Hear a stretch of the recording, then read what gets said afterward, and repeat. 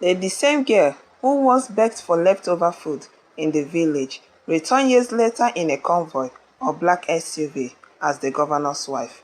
People froze. The woman who mocked her could not breathe, and the man who broke her heart nearly fainted.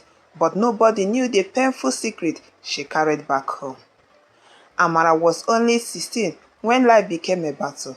Every morning before sunrise, she trekked deep into the forest to gather firewood with her weak mother. Her father had died years earlier after a sickness that the family could not afford to treat. The villagers called them cursed family. At the market, people pushed Amara aside. Some even refused to touch her. But despite the pain, she still dreamed of becoming somebody important. At night, while others slept, she studied old tall books under a smoking kerosene lamp. Her mother would whisper softly, "One day, God will remember you."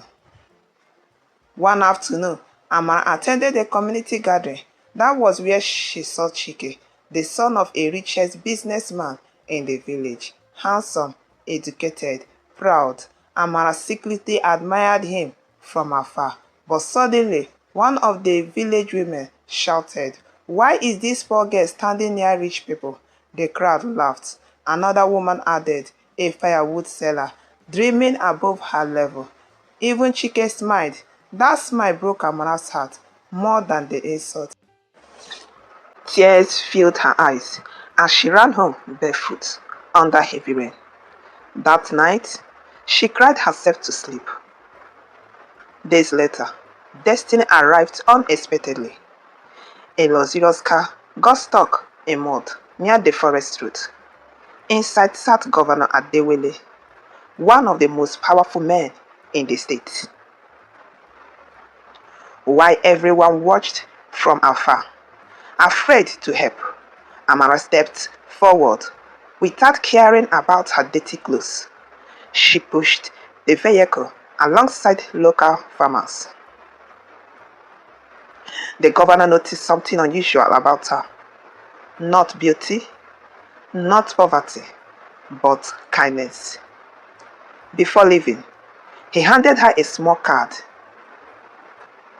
"If you truly want a better future, come to Lagos." Amara stared at the card all night.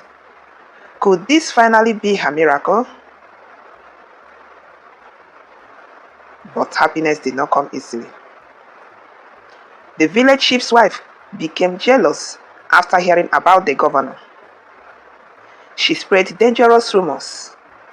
Soon, people accused Amara of trying to seduce rich men. Even Chike confronted her.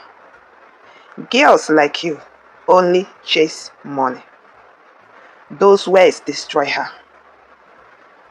That same night, Amara's mother collapsed from sickness, with no money for treatment.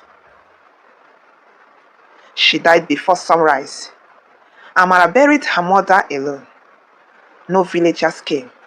Nobody helped. Under the rain, beside the grave, Amara whispered, "I will leave this village and never return poor again." Lagos changed everything. Life was hard at first. Amara worked as a cleaner during the day and studied at night. Years passed. The governor secretly sponsored her education after discovering her intelligence and honesty.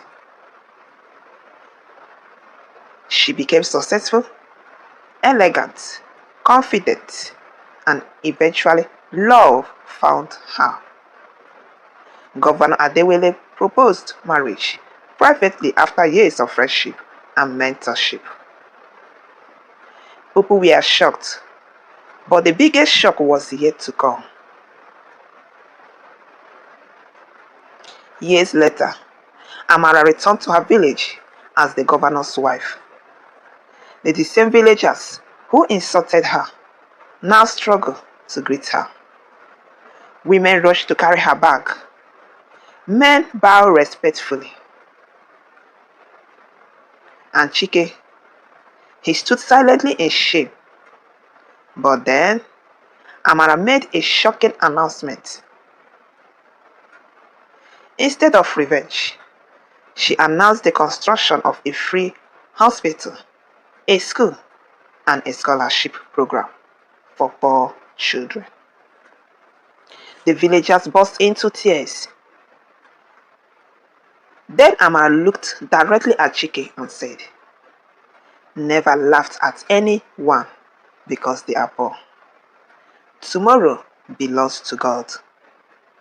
Chike broke down crying at that moment. The entire village understood the true meaning of greatness. Sometimes the people who suffer the most become the people who save others. Never mock a struggling person.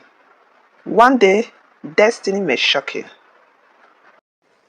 If this story touched your heart, like this video, subscribe, and share it with someone who needs hope today. Thank you, and God bless you.